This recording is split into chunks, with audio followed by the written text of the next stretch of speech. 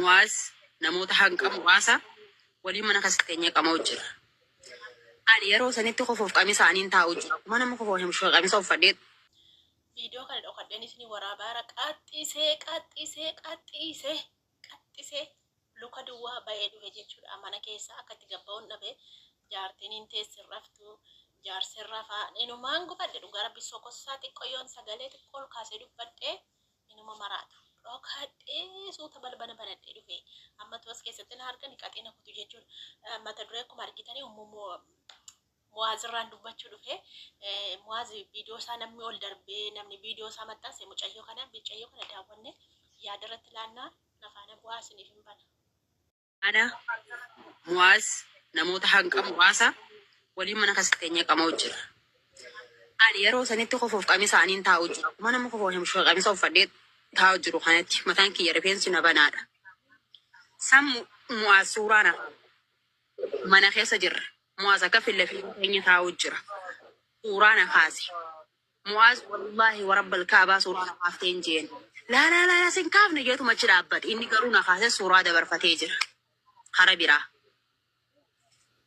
Inni kun nama miidiyaati nama waa kana kaasee yaada jiru na dhagahameen viidiyoo san nuti namni hanqee muraasni takka ijoolluma warumatti sirraa bichinaa fi suuraan waliin nama dhiiraa waliin na kaasan sanii wajjin wal taaneetuman viidiyoo irraa waraabe.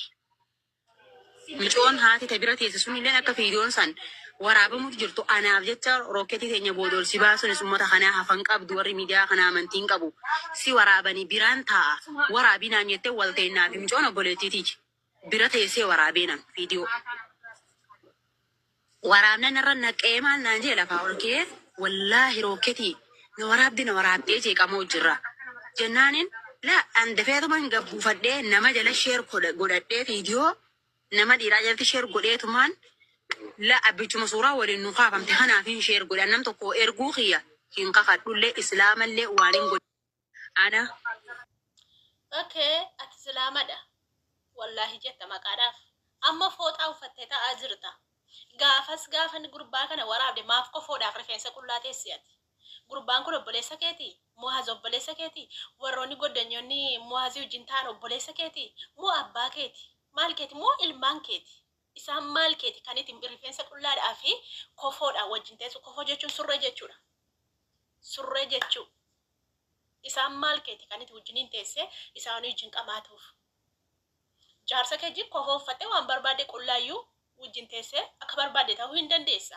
Garuu mucaan kun si bira jira otoo inni si bira jiru maaf kofoo uffatteeti. Inni si haa waraabbatu. Inni ol sin baasu. Akiidi footoo yoo si kaafate jaalallee kee jin footoo si kaafate miti yaadannoodhaaf silkii isaa keessa ol keewwachuu danda'a.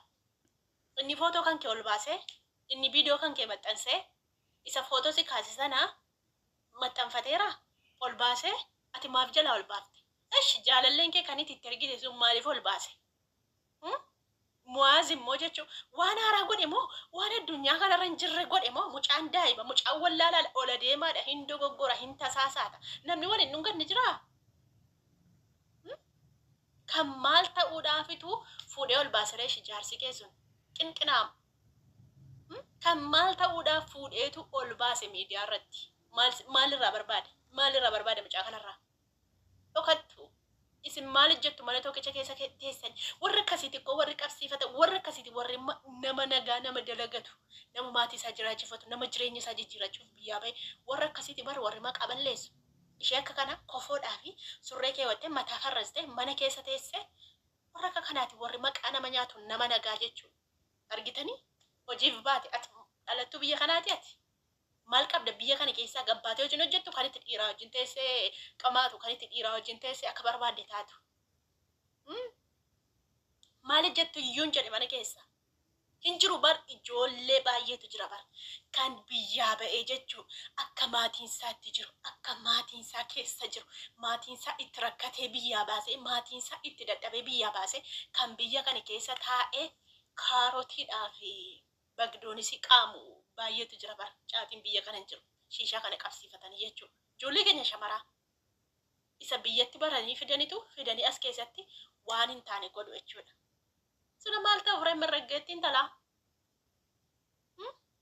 Isumatti mirraggeetti baasa utuun arge gixximitti godhee sila maal ta'uu ol baafte utuun intala kana arge utuun intala kana arge aduudhuma guddaa isaa fudhadhee billaa guddaa isaa fudhadhee garaasetti dhiiba na hidhuu yookiin na ajjeesu malee maal godhu ani tokkittiidha bar sila sinumaan du'a sila nafsi tokkittiin qaba sila du'an oolu bar akka itti du'uun beeku itti dhaabee man du'a namuma dabaa hojjettu haadha raawu maal abbaa isheetiifitu maal sila ta'uuf waraabdee gadhiiste maal sila ta'uudhaafitu gadhiisere jaarsi gadi gadinniif sanuu wallaahi jettee kakatta wallaahi ini qanjoo wallaahi beetta wallaahi kan beettu sin warri mana ijaasaa keessa achi wal qabdanii akka fardoota kareetti goromtee hariisaa kajeeltee godhatanii beettu sin beettu wallaahi beettu utuu wallaahi beette maaliif wallaahi jettee kakatti sanuu intala musliimaati kanumatu na arsa baran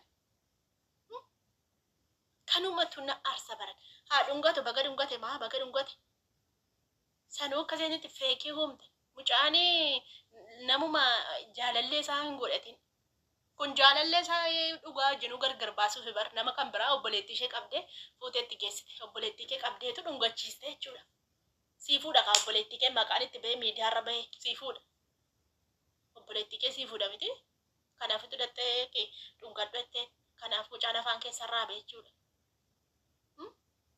utuu jaalallee isaa hin taane ta'e utuu kaleessa dheengadda wajjin laayifiin dabarsine ta'e mucaan kun akkamitti lafaa ka'e ati daqii bira taa'ee viidiyoo waraabi jettee fi dhungata lafaa ka'e hiriyoonni koo na bukkee isa bichaa miti kan qaamaa jiru baay'ee jira warra siniif haradoo dhiirota hojii hin qabne warra biyya keessaas hojii hin qabne asiis gatii hin qabne walitti sassaabbattee iddoo tokko keewwatte jira bar isaan maa waraabne isa kana bichaa maa waraabdee gadhiiste baga dhungate kosh baga dhungate dhiiramaa ola deemaadha ijoolleedha dargaggeessi dogoggora bu'aara konni qallaaliidha baga dhungate maala ta'ure kanaaf maal sifaa ta'u mucaan kun si fuuchuu didee irraa jaallattee dhabdee si gaafachuu didee kanaaf miti kan akkas goote si gaafachuu didee maal si godha dulloomte yoo fixattee taadha ilmaan meeqatammati ijoollee 3-4 qabdu amma kan itti kofoo uffattee dhiiraa wajjin intinii taatu maa jakee irraa beekama hojii garsi rorrobe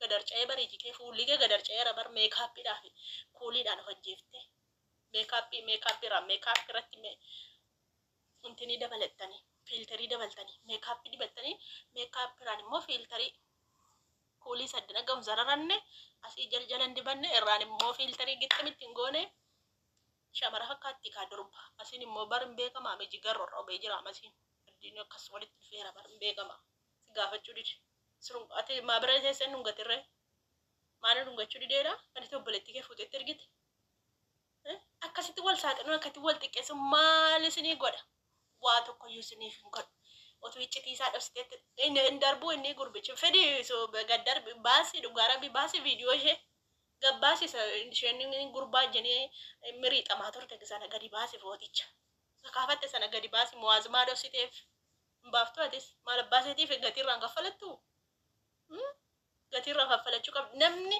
gatiirraa kaffalachuu qaba namni sin miidhe tokko deemsaarraa kaffaladha maal abbaa keessaniif callistanii dhiistu maal sila ta'eef irraan kaffalattu gadi hin baastu maxxansitu see maxxansu darbatamtu intala shuuten nama wajjin taa'ee haasa'a jirutu ooganooftu intala maal abbaa kee fuutee maxxansite mucaa wallaala baga dhungate dhungatu ganaa waan baay'ee dhungata daa'imadha xiqqaadha mucaan ganaa guddachaara kana seexanni qabdi dogoggorsiifte maal argatte birri meeqa argatte meeqa fudhatte moo akkasumatti bilaashettichi ol darbite dhiiste moo sii kaffalanii guruupii telegiraamii keessatti gurguratte moo kam garee telegiraamii isa darbatamaa sana keessatti gurguratte moo kam akkam goote ajooftu maal abbaa ishee naa arsitii dhugaa rabbi mucaa wallaalachi wal darbitee ishee darbatanii sanuu afaan bantee haasofte konka